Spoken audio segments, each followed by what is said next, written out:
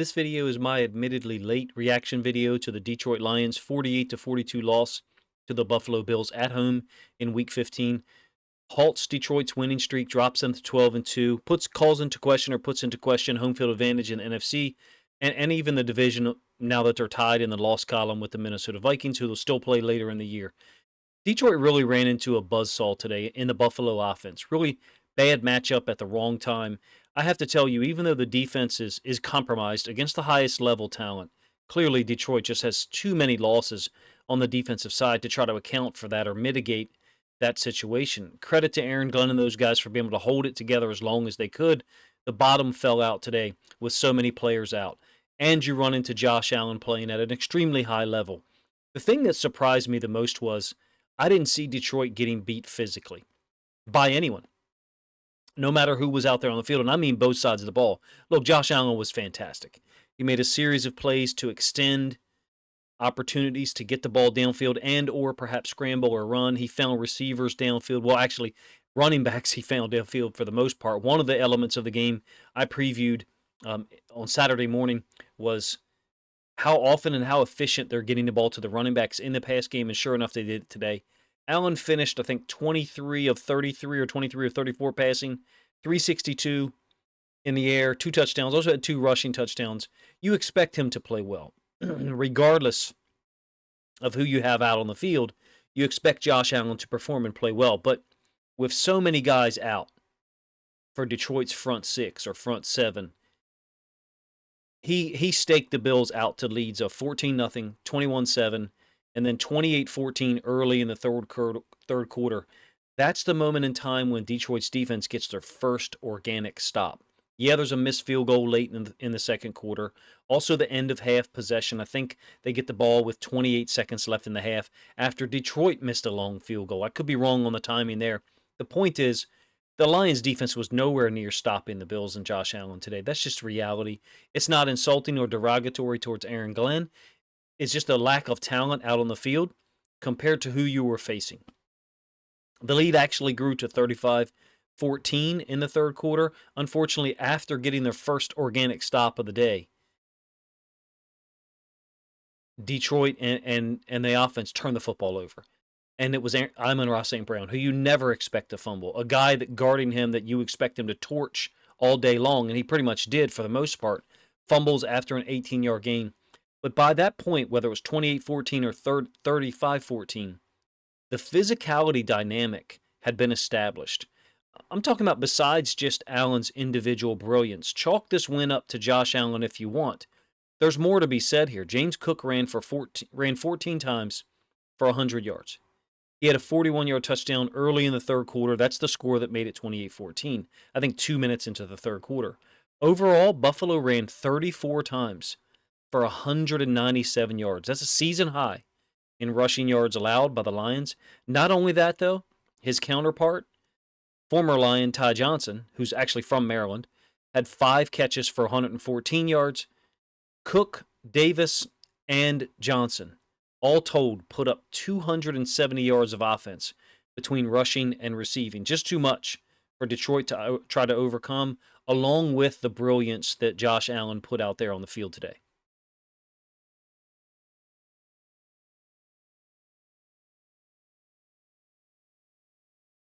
On the other side, the dynamic that really surprised me, this is a Bills defense that hasn't been great at stopping the run this year. I think they're 8th or 9th in the league, points per game allowed, but they play in a weak division. So they play the Patriots twice, the Jets twice. Yes, they have Aaron Rodgers, but they're a terrible football team, and the Dolphins are terrible in 2024 as well. It almost kind of reminds me of the Patriots when they had home field advantage pretty much every single year. That's how weak this division looks for me. I didn't see the Bills defense doing this today. Somehow they came out and played like gangbusters. Held the Lions to 48 yards on 15 carries. That's a season low for the Lions offense. Would you expect the result of that dynamic, that element of the game to be the same if they lined up next week? No, but it certainly was today. The Bills played downhill on defense. They limited David Montgomery and Jahmyr Gibbs to just 35 yards on 13 carries. No one would have predicted that result, especially if you had any knowledge of the data. The Bills came in averaging 137 rushing yards allowed in their last 5 weeks as their winning streak reaches crescendo, losing, on the road last week 44-42 to the Rams. For the Lions to be held to 48 rushing yards. I get it. Some will say that the game script down 14-0, 21-7, and 28-14, the game script called for more pass plays. There's something to be said there, but look, it's obvious when you watch the film. Montgomery and Gibbs had more congestion, more stacked up offensive linemen to try to run around or navigate than they ever have before. Those two individually were held to less than 3 yards per carry. That's significant. And other than about 3 runs that Gibbs bounced outside for 6 or 8 yard gains, and then I believe there's a 10-yard scramble by Goff in the second quarter, the Lions' running game got nothing accomplished. That's the part that's shocking. That side of the ball is healthy. Certainly the defense is not. They're compromised. Once CD3 goes out and then the D-line situation suffers at least one, if not a second injury, it's too much of a talent differential. They had trouble keeping up with Allen, like most teams do, or would, but some of the situations in the first half where Josh Allen's able to move around, survey, find open wide receivers or running backs, like I said, Ty Johnson caused real problems in the pass game. It was 14-0 early. I'll be honest with you, I was having trouble charting the game. I charted parts of the first half, but my kids were extremely high energy today, so I basically had to go rewatch the game late in order to actually produce a reaction video that I felt was worthy of you guys' time. So that's why, essentially, it took so long. Usually I chart the game on one laptop while watching the game on another. Today I kind of had to watch it on TV while fighting 2 of my boys. So perhaps it was my fault that the Lions came out today and got beat physically, if you're a superstitious person like I am, and that I tracked the game or charted it in an incomplete fashion. This was the first time all year that I've seen Detroit get beat physically. And one of the few times I've seen it occur in the last 2 years. Chicago, I thought for parts of the game in Detroit last year, 2023, was the physically more aggressive and assertive team. The road loss in Chicago, I think 3 weeks later, the Bears were definitely more aggressive and more assertive. I think the margin for error for the defense is just way different now, and it was today. Once CD3 went out, McNeil, Dorsey got hurt seriously. He's a depth corner, but he's a very good special teams player, plays with a lot of heart. There's a tremendous amount of stress being put on the guys on the defensive side of the ball, but also on the offense. The Bills brought it on both sides of the football. Got to give them credit. Who outrushes the Detroit Lions? Nobody. It just doesn't happen. Other than maybe the Ravens last year, it's the only team that I can think that the Lions would play, and you say, okay, there's a pretty good chance that this other team, the opponent, could outrush them consistently. I wouldn't expect that from the Bills if they played again, but nonetheless, it happened today. Besides Goff's play, which was spectacular, I think he was 38 of 59, 5 touchdowns. This game really reminded me of the early season loss to the Seahawks in 2022. I believe it was week 2. Ended up being 48-45. Maybe I have my weeks wrong. Maybe it's week 3. But in any case, similar dynamic in that you're trying to come back. You're trying to fight back. Down by 10 a couple of times in the fourth quarter. St. Brown was also spectacular. 14 catches, 193 yards, 66-yard touchdown. He did have the fumble that was very, very uncharacteristic, if you ask me. Laporta went for 111 on 7 catches. The main point I want to make in this reaction video, I don't really want you to listen too long, to be honest with you, because I understand it's difficult to stomach a loss like this, especially knowing how much talent is out there. People aren't wrong for saying, stop talking about it. Stop worrying about how many guys are injured. It's impossible not to. It's human nature to look or be aware, have awareness of how much talent is on the sideline or not even in the building or up in one of the press boxes in the case of Aiden Hutchinson that would impact the game, that would change the dynamic, could make game-changing plays to put the team in a better position. The element I want to discuss the most, and I think it's going to be an unpopular decision, is Dan Campbell's choice he made after closing to 38-28 in the fourth quarter. You have the 12-yard touchdown pass to Gibbs with 12 minutes left. Gets him to 38-28. Unfortunately, after the defense's first stop in the third quarter, like I mentioned earlier, they turn the football over.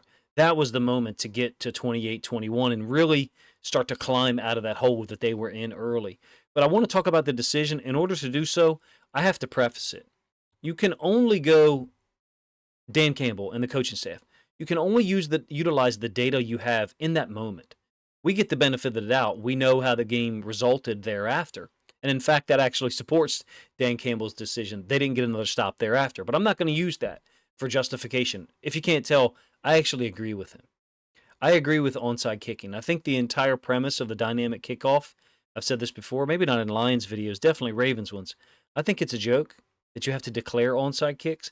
That's not my point here, but I do think there is a sidebar or complementary point to make here. So prior to that decision, the Bills has had 9 possessions. Here they are by result. Touchdown, touchdown, touchdown. In those 3 drives, they faced 3 third downs. Then the Bills missed the field goal late in the first half. The Lions answered with their own missed field goal, albeit of a longer variety. The end of the first half possession, I really don't necessarily count. I'm going to pull that out of the data that I reference here in a moment. Opening drive of the third quarter, Bills touchdown. That's the 41-yard touchdown run by Cook. Then a punt, the Lions' first and only organic stop of the day. After the Lions fumble by St. Brown, the Bills score in 5 plays. Then later, they make a field goal to go up 38-21 early in the fourth quarter. 9 possessions, 5 touchdowns, 1 missed field goal that should have been converted, 1 punt, 1 made field goal, and the end of the first half drive.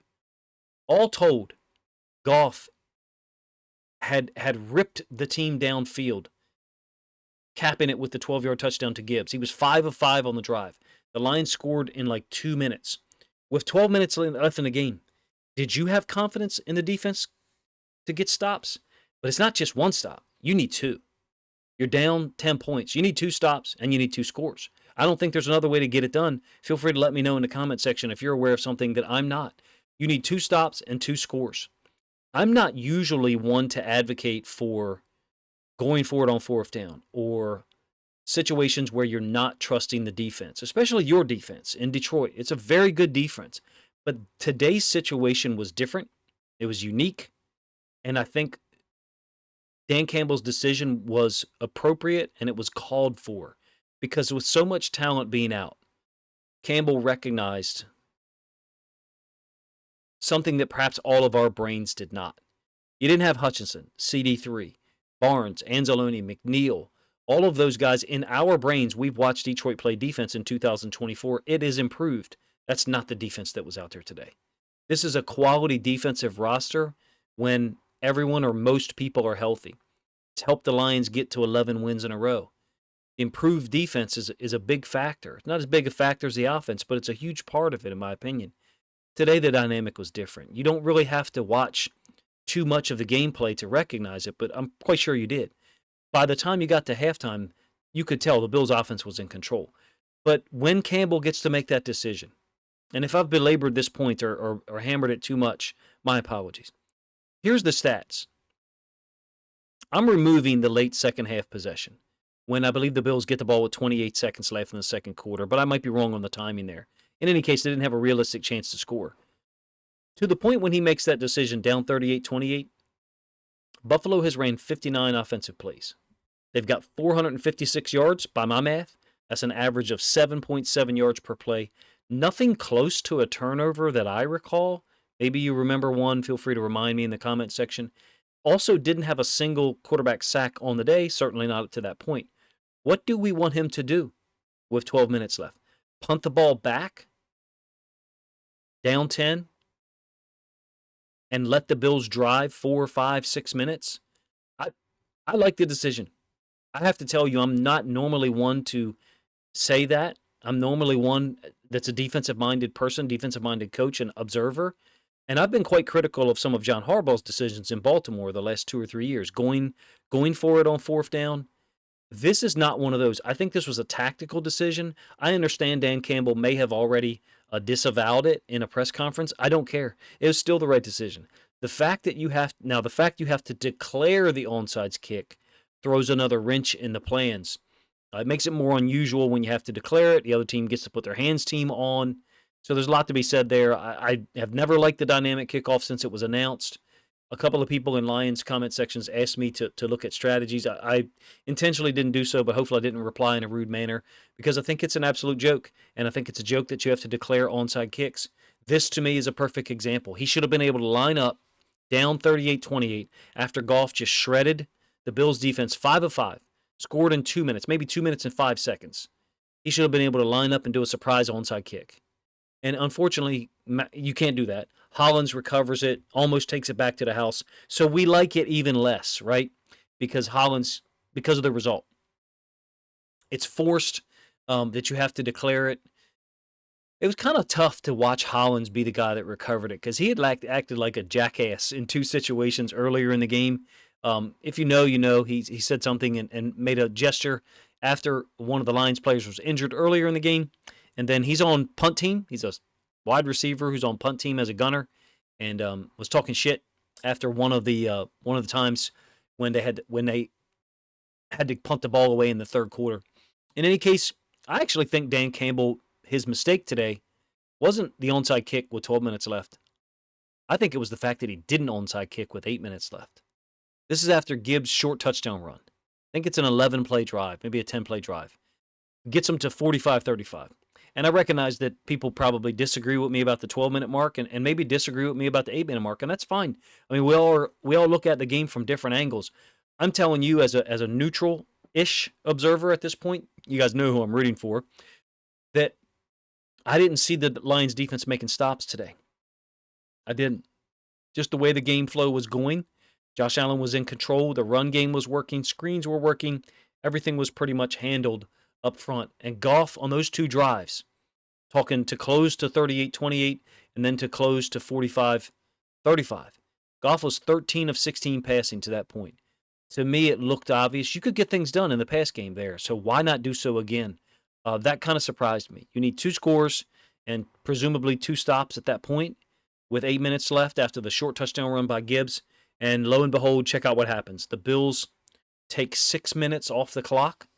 Their field goal makes it 48-35 with a little bit more than 2 minutes left, I believe.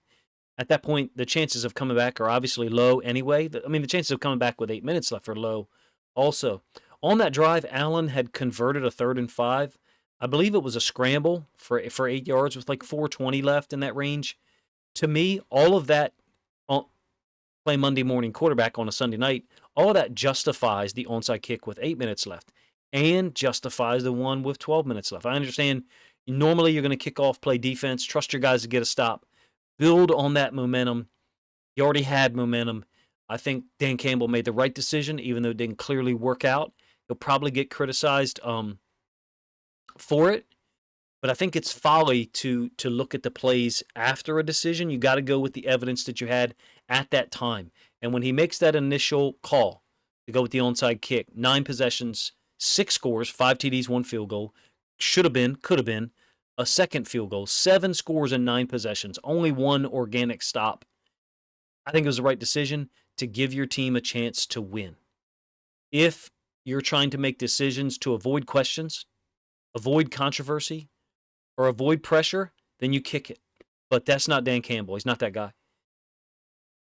I don't think he does anything to avoid questions or avoid controversy. I think he's there to win, and with the decimated defensive roster that you had, he felt like that was the best chance to do it with 12 minutes left. I agree with him. My only complaint would be he should have done it with 8 minutes left as well.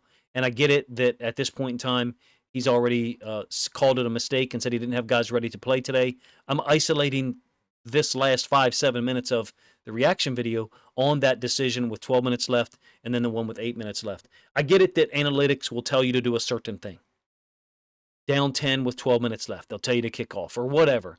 Dan Campbell and the staff are using observation, knowledge, and experience along with analytics. It's not either or. You can have your foot in one circle and your foot in the other. It's like a Venn diagram. There's overlap. And to me, Dan Campbell was in the middle of that overlap of the Venn diagram. And today, it didn't work out. Again, I'm not one to generally go away from trusting the defense. The reality is I don't think Dan Campbell or anyone would want to be in a situation to have to onside kick. But that's where you were today, to have to make a call that said, hey, I don't think we can get 2 stops in the last 12 minutes. If anything, like I said, I think he should be asked, maybe not criticized, but asked Why didn't you elect the onside kick with 8 minutes left, down 45-35? The Lions battled. We know how it ended. They tried the onside kick late. Taron Johnson recovered it. Huge scrum. Looked like maybe the Lions had it. Maybe the Bills did. Taron Johnson, not surprised he comes out of it with it. He's a gritty, extremely tough, hard-nosed football player. Nickel defender / inside linebacker safety type that would fit right in on the Detroit Lions roster. I understand that the last segment here of me talking isn't really the discussion maybe you want to have or listen to. The home loss to one of the better teams in the league, especially on the AFC side, the Bills. And now the Vikings are right on your heels or even with you, essentially. The Packers are winning as I record this on the road against the Seahawks in a dominant fashion. So not a fun day for Lions fans at all. I was right there with you. The only difference was I wasn't able to track it in a typical fashion and had to rewatch the game in a condensed fashion later on, which is why this reaction video ended up being out so late. If you guys appreciated my video at all, please let me know in the comment section. If you're not aware, likes and comments help drive the content out to larger audiences. So if you do think that other Lions fans would enjoy my thoughts, particularly as I digress near the end with my opinion on what Dan Campbell should or should not have done in the fourth quarter, then please consider grabbing a link to this video, sharing it out on social media to help this content get more reach. I appreciate you guys' time.